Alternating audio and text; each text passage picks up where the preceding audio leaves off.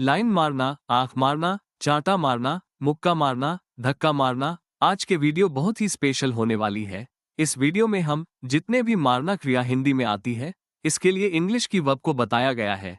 इस वीडियो में सभी प्रकार के मारना शब्द है। यदि यह क्लास आपने बिना स्केप हुए देखी तो आज की क्लास में आपको बहुत ही अच्छी इंग्लिश सीखोगे और कंफ्यूजन दूर हो जाएंगे। पर वीडियो एस्केप करोगे तो कोई फायदा नहीं मिलेगा। तो बिना समय गवाए वीडियो शुरू करते हैं।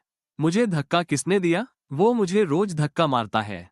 मुझे धक्का मत दो। इन सब वाक्य में धक्का देना या धक्का मारना शब्द आया है। धक्का देने के लिए हम इंग्लिश में पुश वर्ब का यूज होता है, जैसे मुझे किसने धक्का मारा। इस वाक्य को हम ऐसा भी बोल सकते हैं, मुझे धक्का किसने दिया। धक्का देना या धक्का मारना एक ही बात है, सिर्फ बोलने का अंतर है। तो इंग्लिश होगी हु पुश्ड मी। वो रोज मुझे धक्का मारता है। इसको हम ऐसा भी बोल सकते हैं, वो रोज मुझे धक्का देता है। इसको इंग्लिश में बनाएंगे he pushes me every day. Rahul, मुझे धक्का मत दो। इसको ऐसा भी बोल सकते हैं, राहुल मुझे धक्का मत मारो। तो इंग्लिश होगी राहुल डोंट पुश मी। इस प्रकार हम धक्का देना या धक्का मारना के अर्थ में इंग्लिश में पुश वर्ब का यूज कर और भी ऐसे वाक्यों की इंग्लिश बना सकते हैं। तो देखते हैं नेक्स्ट। उसने मुझे कल मुक्का मारा था। तुमने मुझे मुक्का क्यों मारा? एक मुक्का दूंगा तुमको। इन सब वाक्य में मुक्का मारना या मुक्का देना शब्द आए हैं। तो इंग्लिश में मुक्का मारना या मुक्का देने के लिए पंच वर्ब का यूज करते हैं, जैसे उसने मुझे कल मुक्का मारा था। तो इंग्लिश होगी ही पंच्ड मी येस्टरडे। तुमने मुझे मुक्का क्यों मारा? तो इसको इंग्लिश में बनाएंगे व्हाई डिड यू पंच मी। एक मुक्का दूंगा तुमको। तो इसको इंग्लिश में बनाएंगे आई विल पंच यू। इस प्रकार हम मुक्का मारना या मुक्का देने के अर्थ में इंग्लिश में पंच वर्ब का यूज कर और भी ऐसे वाक्यों की इंग्लिश बना सकते हैं। तो देखते हैं नेक्स्ट। मैं तुम्हें गोली मार दूंगा। पुलिस ने बलात्कारियों को गोली मारी। वो टारगेट पर गोली मारता है। इन सब वाक्य में गोली मारना शब्द आया है। तो इंग्लिश में गोली मारना के लिए शूट वर्ब का यूज होता है, जैसे मैं तुम्हें गोली मार दूंगा। तो इसकी इंग्लिश होगी I will shoot you. Police ने बलात्कारी को गोली मारी। तो इसको इंग्लिश में बनाएंगे पुलिस शॉट द रेपिस्ट। वो टारगेट पर गोली मारता है। तो इसकी इंग्लिश होगी ही शूट्स एट द टारगेट। इस प्रकार हम गोली मारने के अर्थ में इंग्लिश में शूट वर्ब का यूज कर और भी ऐसे वाक्यों की इंग्लिश बना सकते हैं। तो देखते हैं नेक्स्ट। मैं तुम्हें चांटा मार दूंगा। राम ने मुझे चांटा मारा। तुम उसे क्यों चांटा मारते हो? इन सब वाक्य में चांटा मारना या चांटा देना शब्द आए हैं। तो इंग्लिश में चांटा मारने के लिए स्लैप वर्ब का यूज होता है, जैसे मैं तुम्हें चांटा मार दूंगा। तो इसकी इंग्लिश बनेगी I will slap you. Ram ने मुझे चांटा मारा। इसको इंग्लिश में बनाएंगे राम स्लैप्ड मी। तुम उसे चांटा क्यों मारते हो? इसको इंग्लिश में बनाएंगे why do you slap him. इस प्रकार हम चांटा मारने के अर्थ में इंग्लिश में स्लैप वर्ब का यूज कर और भी ऐसी वाक्यों की इंग्लिश बना सकते हैं। तो देखते हैं नेक्स्ट। वो मुझे ताना मारती रहती है। वो मुझे हर बात पर ताना देता है। तुम क्यों उसे इतने ताने देते हो? इन सब वाक्य में ताना देना या ताना मारना शब्द है। तो इन ताना देना या ताना मारने के लिए इंग्लिश में टॉन्ट वर्ब का यूज होता है। वो मुझे ताना मारती रहती है। इस वाक्य को हम ऐसा भी बोल सकते हैं, वो मुझे ताना देती रहती है। ताना देना या ताना मारना एक ही बात है, सिर्फ बोलने का अंतर है। तो इंग्लिश बनेगी ही कीप्स टॉन्टिंग मी। वो मुझे हर बात पर ताना देता है। तो इसको इंग्लिश में बनाएंगे ही टॉन्ट्स मी अबाउट एवरीथिंग। तुम क्यों उसे इतने ताने देते हो? तो इसकी इंग्लिश बनेगी why do you taunt her so much. इस प्रकार हम ताना देना या ताना मारने के अर्थ में टॉन्ट वर्ब का यूज कर और भी ऐसे वाक्य की इंग्लिश बना सकते हैं। तो देखते हैं नेक्स्ट। उसने मुझे चाकू मारा। मोहन मुझे चाकू मार रहा है। मैं तुम्हें चाकू घोंप दूंगा। इन सब वाक्य में चाकू मारना या चाकू घोंप देना शब्द आया है। तो चाकू मारना या चाकू घोंप देना के लिए इंग्लिश में स्टैब वर्ब का यूज होता है, जैसे उसने मुझे चाकू मारा। इस वाक्य को हम ऐसा भी बोल सकते हैं, उसने मुझे चाकू घोंपा। चाकू मारना या चाकू घोंपना एक ही बात है, सिर्फ बोलने का अंतर है। तो इंग्लिश होगी ही स्टैब्ड मी। मोहन मुझे चाकू मार रहा है।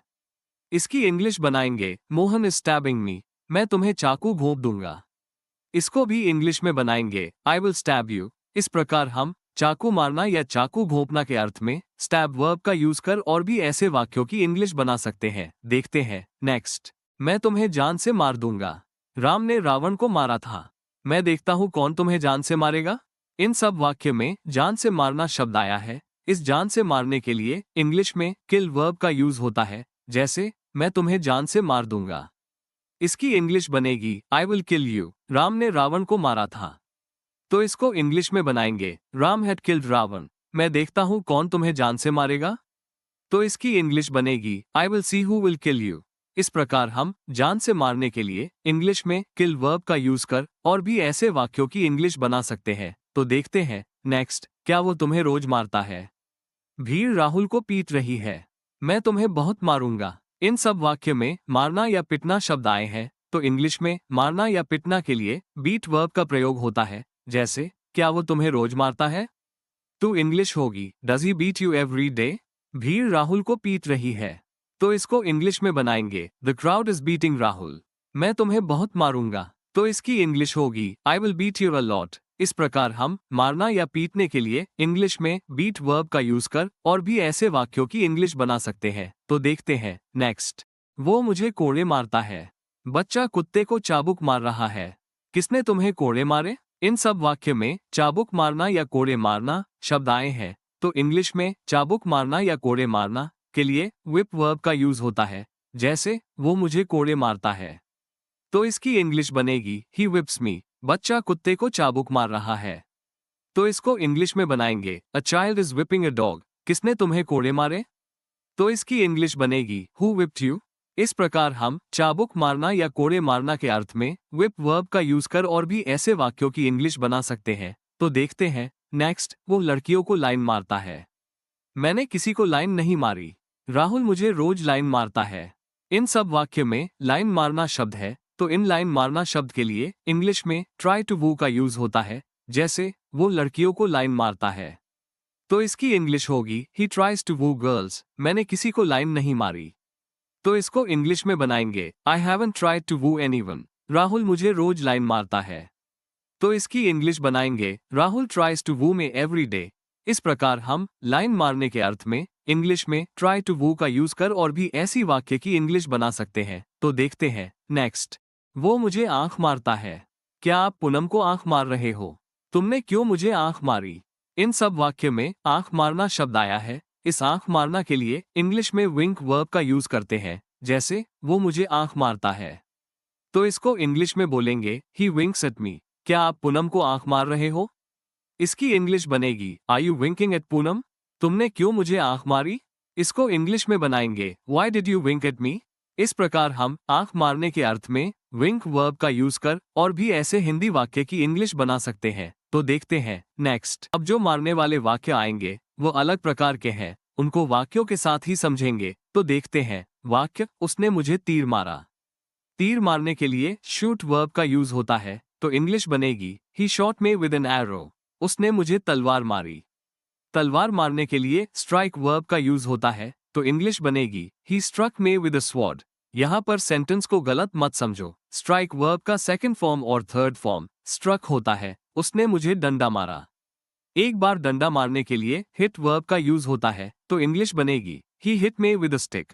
उसने मुझे डंडे से पिटा। यहाँ पर डंडे से पिटा गया है, मतलब बहुत सारे डंडे मारे हैं, तो यहाँ पर बीट वर्ब का यूज होगा, तो इंग्लिश बनेगी he beat me with a stick. उसने मुझे बेलन मारी, तो इसकी इंग्लिश होगी he hit me with a rolling pin. उसने मुझे बेलन से पिटा। इसको इंग्लिश में बनाएंगे she beat me with a rolling pin. उसने मुझे झाड़ू मारी।